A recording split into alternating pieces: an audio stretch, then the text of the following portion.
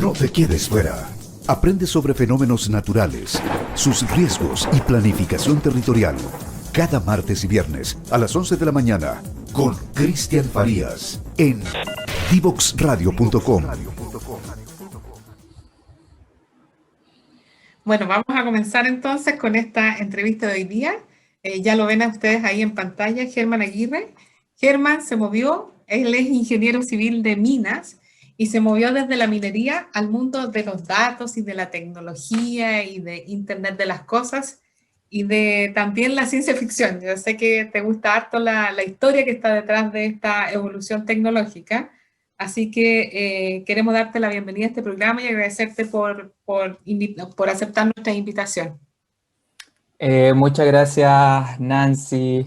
Muchas gracias, Pamela. Trataremos de no ser tan aburridos en en la entrega de datos y cosas entretenidas. No, Datos jugosos de la historia. Sí, no, de hecho, es súper interesante tu trayectoria y ahora investigador en este campo, queremos conocer más. Así que, ¿te parece si partimos por qué te motivó a moverte a esta área, a trabajar en el mundo de los datos, partir como de la minería de rocas a la minería de datos?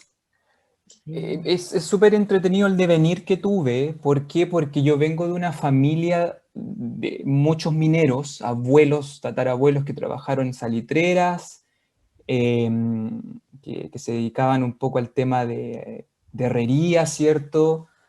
Mi padre es minero, mi tío es minero, son todos mineros. Y siempre cuento esto. Tuve la suerte de que mi padre trabajaba en una empresa alemana cuando yo era niño. Y yo tengo que haber tenido unos 4 o 5 años y mi viejo llegó con un computador a la casa. Era un laptop, un compact, con una pelotita al medio. De esos no, eran con mouse con pelotita. Y recuerdo que gasté muchas horas de mi tiempo jugando en el Excel cuando era niño. Entonces mi viejo me hacía sumar, no sé, pues para abajo, para el lado, diagonal. Entonces hubo una inclinación desde muy niño a temas de organizar datos. No sé si soy una persona que un gallo muy iluminado en temas de datos. Yo he sido un gallo súper enfocado al tema de ordenar información. Me gusta mucho ordenar libros y ordenar documentos, ordenar todo tipo de información que pueda servir a posteriori. Si ustedes miran mi galería de fotos de mi computador, están todas las personas talladas con nombre, carpetas por número, absolutamente todo coordinado, y eso me ayudó muchísimo en mi desempeño laboral posteriormente y ir buscando en la minería dónde yo encajo siendo una persona que es bueno para ordenar datos. Y ahí partí como jefe turno en una faena minera, rápidamente me moví a los centros integrados de operación de la faena que trabajaba en Chile, a una sala que tenía comandos teleremotos y se manejaban datos, hasta que finalmente tomé la decisión y dije, quiero hacer un doctorado en esto y voy a ver hasta dónde llego aprendiendo cosas. Ese es más o menos el devenir, desde donde vine de la minería a parar en temas de datos, ahora hoy día estudiando en UK. Qué interesante lo que menciona. Fíjate que los japoneses en general te enseñan desde la sala cuna el orden de las cosas. Y es porque en el orden, y de hecho ese orden se llama housekeeping en minería y se lleva y viene de los japoneses como parte de su cultura de eficiencia. Porque cuando tú tienes todo ordenado, gastas mucho menos tiempo en tomar decisiones o en hacer cosas. Entonces, es la base de todo, prácticamente, el tener las cosas ordenadas. Entonces, interesante como tú lo pones, porque en minería hace mucha falta. Yo me he dado cuenta que es necesario, hay mucha data, pero no está ordenada. Y es Muy parte del poco organizada. Muy poco Sí, organizada. muy poco organizada. De hecho, qué bueno que la minería no tuvo tanto efecto en ti, porque sí, podríamos haber salido Claro. Hay hartas iniciativas mundiales. Yo creo que tienen que haber escuchado este grupo GMG, ¿cierto? Que son el Global Mining Standard, que están tratando de que todos los KPIs sean nombrados de la misma manera cuando hablamos de utilización efectiva o disponibilidad física o disponibilidad mecánica, absolutamente todos entendamos el mismo concepto. Hay varios lineamientos. De hecho, ¿se acuerdan, Nancy? Yo creo que tú estuviste también en un tema de interoperabilidad en Chile que se hizo. No sé hasta dónde llegó, pero al menos la intención estaba. Sí. Bonito destacar. De hecho, yo creo que es súper importante ese tema porque es como cuál es nuestro lenguaje en el mundo digital. Y el lenguaje en el mundo digital es datos y comunicarnos bien con esos datos. Y entender cómo se construye la información a partir de esos datos. Y yo creo que es súper importante que nosotros entendamos qué significa la cultura digital y la importancia de ordenar la información. A mí me está tocando ahora lidiar con eso y de verdad que es un ambiente en el cual, de hecho, el nombre puede ser el mismo, pero las personas entienden y depende de dónde estén, de en qué faena, entienden una cosa o entienden otra. Y claro, eso en el mundo digital y la fortaleza que tiene, que si nosotros tenemos datos que están bien categorizados y que si los podemos analizar podemos mejorar, el desafío que tenemos de hacer que eso efectivamente ocurra. Absolutamente. Un tema clave y central. Y además, Germán, estás en un lugar en el mundo como Inglaterra donde hay una tradición de registrar y traquear todo desde los primeros tiempos. Es impresionante cómo ellos tienen registro de todo. Incluso si uno quiere saber más, por ejemplo, de los acorazados que tuvo Chile, que venían de Inglaterra, muchos de ellos, está toda la información allá archivada, con los planos, con todo. Es impresionante cómo Inglaterra registra y tiene la información de todo.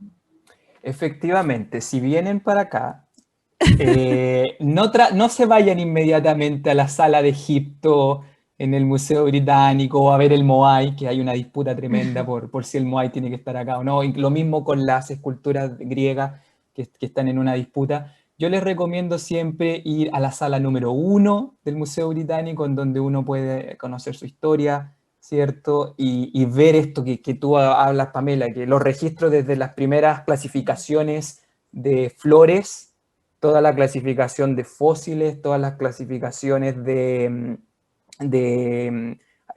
temas astronómicos, absolutamente todo, y es lo que uno debería tratar de hacer en minería cuando cuenta con datos, ¿cierto? O sea, tener un gran repositorio de datos ordenados que trabajen con el mismo diccionario de datos, por así decirlo, y eso aumenta la efectividad de un proceso productivo de una manera tremenda. Es lo que deberíamos migrar. Ahora, eso es bonito de destacar de otras disciplinas. Uno no necesariamente a veces debería escalar a un máster o escalar a un doctorado. Es bonito, lo recomiendo obviamente, pero por ejemplo la ciencia de la computación, que es una carrera por así decirlo paralela, ellos tienen una cultura de orden tremenda, desde el gallo más desordenado hasta la galla más top, tienen un nivel de orden que uno dice, wow, se puede construir sobre esto de manera sustentable porque ya las bases fundacionales del lenguaje en particular o la forma de administración del dato es suficientemente robusta para que se vaya creando un castillo sobre lo que ya se hizo. Y así las culturas avanzan, ¿cierto? Eso es al menos mi perspectiva. De hecho es súper importante lo que mencionas porque efectivamente yo soy de ese mundillo de la información y que uno se va creando una forma de trabajar y de ordenar. Esto que decías tú, ordenar los datos, a uno le cuesta llegar a organizaciones cuando está todo en silo o no está esta integración, esta mirada sistémica que le dice a uno. Y creo que esas son competencias que de hecho están siendo cada vez más necesarias en los ejecutivos, porque ya no podemos mirar la información de manera aislada, sino que la tenemos que ir integrando, la tenemos que ir procesando y la tenemos que ir entendiendo. Cada vez tenemos más información de los mismos sistemas complejos que hemos tenido siempre, pero que ahora los estamos viendo. Y estamos tratando de entender entonces cómo esto incluso lo podemos mejorar. Entonces creo que hay un ámbito ahí que tiene que ver con ciertas habilidades que hay que desarrollar. Sí, claro, no lo da necesariamente una profesión, pero alguien que ya está en el trabajo, por ejemplo, ¿crees tú que es posible que pueda ir desarrollando estas habilidades? Completamente, y es un tema que está en el tapete hoy día acá en Europa y en UK, sobre todo después del Brexit. ¿Por qué? Porque el gobierno está ofreciendo acá al menos una especie de, ok, tenemos que traer a la gente, ya no vamos a tener ese intercambio supuestamente de gente europea que entra y sale, ¿cierto? Con grandes habilidades y que puede enriquecer el mercado interno. Por tanto, tenemos que ir al foco, tenemos que ir a la sociedad que tenemos acá, entonces tenemos que, si estamos haciendo un Brexit, yo no estoy muy de acuerdo, un tema más de economía global, pero no importa, vamos a ir a educar a la gente y a reeducarla y a reentrenarla. Entonces, parte del desarrollo estratégico empresarial de negocios de UK, después de este condoro, es mi opinión, después de este condoro Brexit, ok, tratemos de llenar este problema que se nos acaba de emerger frente a nosotros y eduquemos a la gente. Y ese reeducar tiene que ver mucho con tecnologías de la información. Si ustedes analizan, por ejemplo, los cursos que ofrece LinkedIn Learning, que acá es LinkedIn Learning, una plataforma muy usada en Europa, muy usada en UK, casi todos los cursos tienen que ver con lenguaje de programación y cómo tú el lenguaje de programación lo integras a tu vida. Y eso acá me gustaría entregar un mensaje que los lenguajes de programación no tienen que ver con una carrera en particular. O me puede que un ingeniero en computación me mate en este momento, pero yo creo que es intrínseco a la persona. Yo creo que es muy parecido a hablar un idioma como el alemán, el inglés, el ruso. Yo manejo un lenguaje de computación que a mí me permite navegar dentro de una cantidad de datos que antes no existía. Recuerden que ¿cuántas líneas aguanta un Excel? 1.000.000, 1.200.000, es muy poco. Entonces, además es muy lento. Si yo lleno el Excel hacia abajo, adiós, se me va el Excel, ¿cierto? Entonces tengo que ir a un lenguaje de texto mucho más liviano, una capacidad de procesamiento de datos mucho más rápido y vamos a tener un aumento de la productividad tremenda. Uno de los errores que cometió el gobierno de UK cuando estaban haciendo el track and tracing para el coronavirus fue que el sistema estaba basado en una planilla Excel que se llenó. Entonces se dan cuenta del problema y se dan cuenta, si hasta en las mejores familias se terminó. El Excel es una tremenda herramienta. A mí no me gusta mucho cuando la gente dice vámonos al Excel per se, vámonos del Excel per se.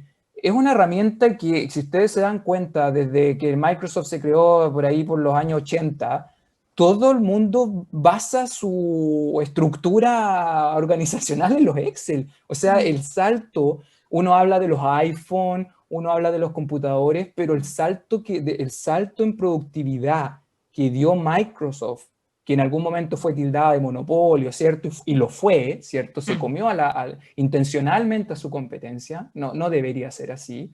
Se generó un basamento en cual toda la comunidad mundial avanza. Entonces no es llegar y denostar una forma de hacer las cosas. Eso yo creo que es importante. Yo creo que ahí tiene que ver con un tema de la cultura, porque terminamos usando Excel hasta para ser bonito. O sea, exacto. Ese es el tema, que yo creo que ahí es donde uno dice los límites de la tecnología y cómo yo estoy avanzando en lo que me interesa, que es, por ejemplo, procesar datos. Y la tecnología va quedando chica y por lo tanto va creciendo. Yo creo que ahí mencionas algo súper importante que tiene que ver con la evolución y los monopolios. Hay algo que también se puede dar con el Excel en términos de las plataformas hacia dónde van y la centralización o acumulación de datos en plataformas que no son necesariamente las nuestras, porque ya no las tienes en plataformas centralizadas. Exacto. Perdón. Sí, ahí no sé cómo ves tú esa evolución, hacia dónde vamos en el tema de los datos. Esa evolución es muy compleja. ¿Por qué? Porque yo escribo mucho en LinkedIn. De repente son columnas, obviamente no tienen un nivel científico. Me puedo equivocar mucho de repente, así que pido disculpas por eso. Pero yo escribí, de hecho, de que Google también... Google está viviendo exactamente lo que vivió Microsoft en los años 80-90, ¿cierto? De que está siendo acusada por un tema de monopolio. Si tú eres una persona que se está dedicando a las plataformas de desarrollo, si está trabajando, por ejemplo, en temas de user experience, user interface, machine learning, data processing, todo, terminas llegando o a Google Developers Platform o Google Cloud Platform, o terminas llegando a Amazon, cierto, base de datos X, o termina llegando a Watson, IBM, y hay un montón de plataformas, pero también se te va achicando el mercado, ¿cierto? Es como o caigo en Google y genero toda mi plataforma de Internet of Things allí, y estoy cocinado para toda la vida porque finalmente mi proyecto vive en ese ambiente, o tratamos de generar plataformas open source. ¿Te acuerdas, Nancy? Lo hemos conversado durante años. Nosotros no es primera vez que hemos conversado esto. ¿Cómo tú fomentas plataformas open source que tú misma me enseñaste en algún momento, Nancy? Que no es que sean gratis así y todo el mundo las ocupa como en estilo hippie. No, se puede hacer un negocio sobre plataformas open source, se puede licenciar formas de hacer las cosas. Entonces yo creo que cuidado, porque nos podemos ir acercando a monopolios súper potentes, y cuando ya hay datos sobre la mesa y personales, la cosa se pone sensible, ¿cierto? Y el fomento, ¿cierto? El fomento a plataformas open source, o trabajar en ambientes en los cuales uno pueda compartir algoritmos, o pueda compartir formas de procesar los datos, y que sea un poquito más transversal y que pueda llegar a la comunidad, ¿sí? Buenísimo. Nos vamos a ir a nuestra primera pausa musical con Germán. Y Germán, a la vuelta, a ver si conversamos sobre un poco desde la ciencia ficción hasta las tecnologías de ahora y cómo esas están llegando ya a la minería. ¿Te parece? Me parece perfecto. a una canción más y volvemos. Divoxradio.com.